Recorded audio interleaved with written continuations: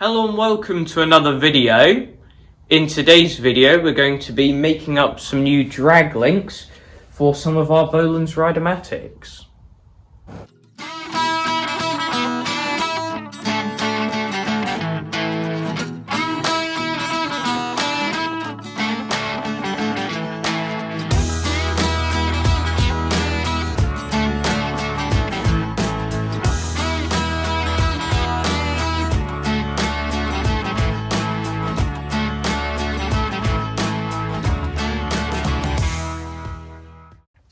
The three tractors that we're making drag links up for are our 1962 Rideamatic, the orange one on the bench there, one of our 1961 Rideamatics that you haven't actually seen before on our channel, and we're also making one up for what was our parts 1960 Rideamatic. Now this one actually has a drag link here, which we have been using on our orange 1962 to get that around.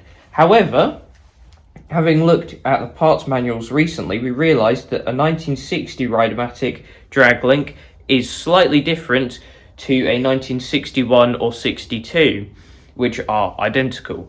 So we have the drag link off of our green 1961 here, just to compare, and you can see that it is slightly shorter than the drag link of the 1960, and the angle that it's bent at is also slightly different.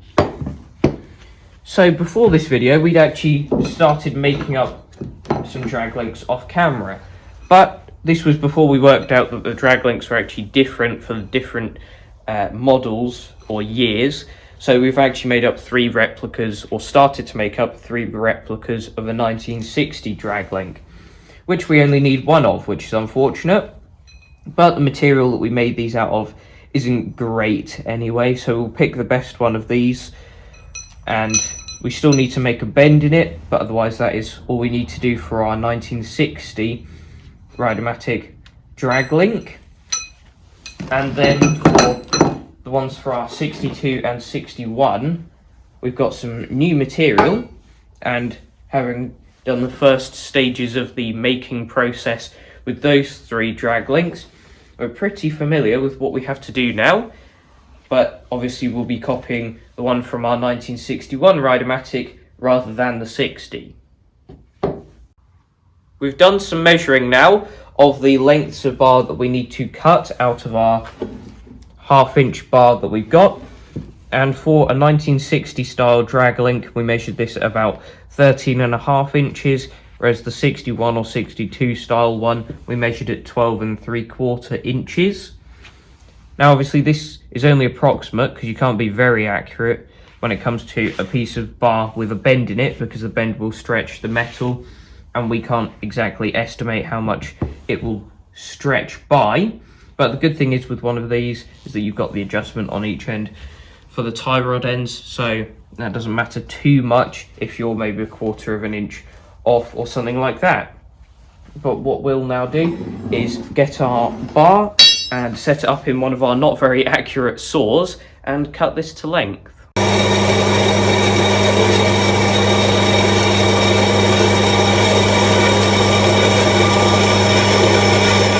We've now cut our two lengths of bar, and we cut them slightly longer so that we can put them in the lathe and face off both ends.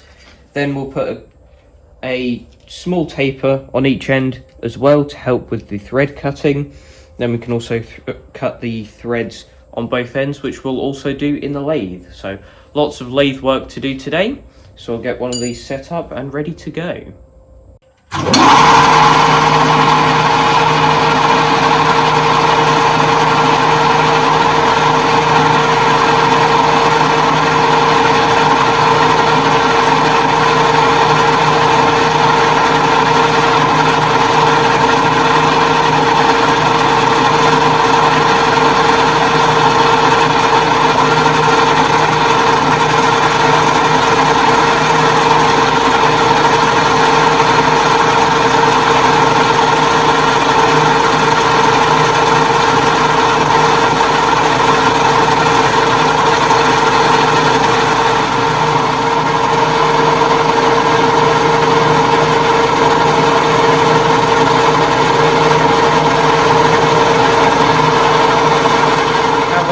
links now cut to length, and the tapers put on all ends, and we've also put some marks on there for 1.5 inches, which is the thread length that we've measured from our 1961 drag link that we have here. So the next thing to do is the thread cutting, which I mentioned we were going to use the lathe to do this. However, that doesn't mean that we've mastered thread cutting on the lathe yet. We simply use it to kind of help us out with it. I think we've shown this a couple of times in the past, but we'll show you it again in just a second. We're going to be using a 1/2 inch UNF or 1/2 inch 20 UNF die here to do the threads, and as I said before, 1.5 inch length of thread needs to be cut on each end. So we'll get these set up in the lathe and we can show you what we're going to do.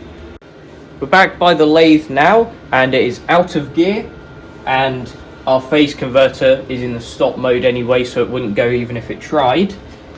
And as you can see, we've got our piece of bar set up in the chuck. We've got a drill chuck in the tailstock, which is currently against our die, putting pressure on it. So effectively, completely by feel, using no motor or anything, we can turn the chuck and then move the tailstock along, which keeps pressure on the die and also keeps it exactly perpendicular to the bar, which is something that people can struggle with doing this by hand. So this kind of helps us keep everything straight. And then as soon as we've cut a little way into it, and we can feel it kind of drawing itself on as we turn it, we can get rid of the tailstock, and then just keep turning the chuck round until we get to our 1.5 inch long thread. That's cutting a nice thread now. You can kind of see the spirals of chips that are coming off of it, and it's drawing itself along now as well, so that's good. I'm doing this with both hands for control, but at times it might get a bit stiff, and if you were kind of following along with this at home and it did get a bit stiff, you can use the chuck key for your chuck as a bit of leverage. Just make sure you don't turn it, of course, because then you'll loosen up your workpiece. We've got some cutting fluid on there as well. That is cutting nice and smoothly.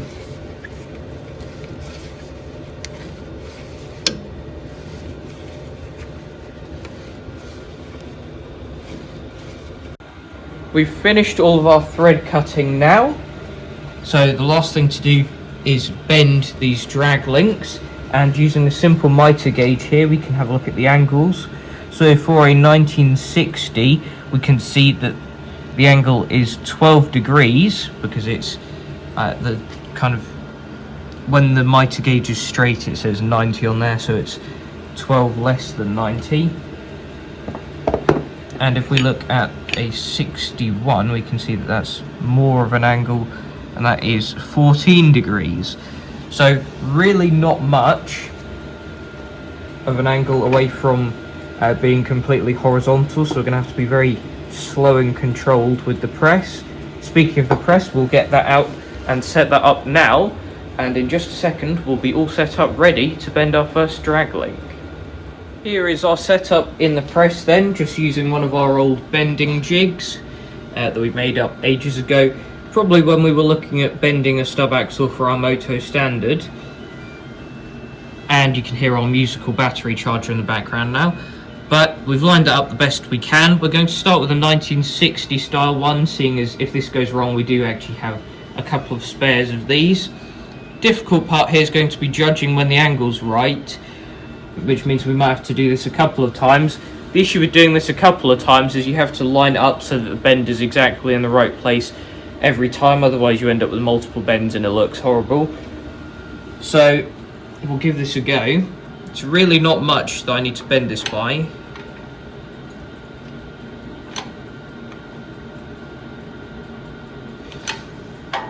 It's very difficult to tell looking at it from here how much I've bent it by. We've now done all of the bending that we needed to do. As you can see here, we did all three of the 1960 style ones and both of the 61 or 62 style ones, and they turned out quite nicely actually. We're happy with those. We've got some new half nuts here. So the plan of action now is put the original half nuts and tie rod ends onto this one and put this drag link back on the green 1961 Rideamatic where it belongs. Use one of these new 1961s and the existing half nuts and rod ends that were on this old drag link onto this tractor, and this will now be mobile. And we also need to put some new tie rod ends and a couple of half nuts onto one of these two drag links here to go on our orange 1962 Rideamatic. The rest of these we're going to have to put somewhere safe and make sure we don't lose. Specifically the second one of these for when we come to do that other 1961 Rideamatic project. And to do that bending, we did actually make a quick change of our setup. We changed to our kind of V-blocks on the bottom and kind of round pusher so that the inside didn't have any sort of indentation or anything on there, and that left quite a nice finish on our drag links. Now that is pretty much all of the work on those now, and by putting a drag link onto this tractor, this is now mobile and can go into storage. However, it won't be going into storage because the observant of you watching might have noticed the number of boxes on our 1962 Rideamatic back there has actually increased by 2, which were delivered during the course of this video, and they are some parts from America, both on the bonnet and on the seat. All of those parts should be the remaining parts we need to complete this tractor, minus a couple of bits that we're going to make in future videos possibly. They are all of the bits that we will be buying to complete this tractor, so there'll be a video coming up shortly where we go through all of those parts and look at fitting them. Then this can go into storage until it is time to do this full paint restoration on this tractor. So that is pretty much the end for this video. Thanks for watching, and I'll see you in the next one. Bye.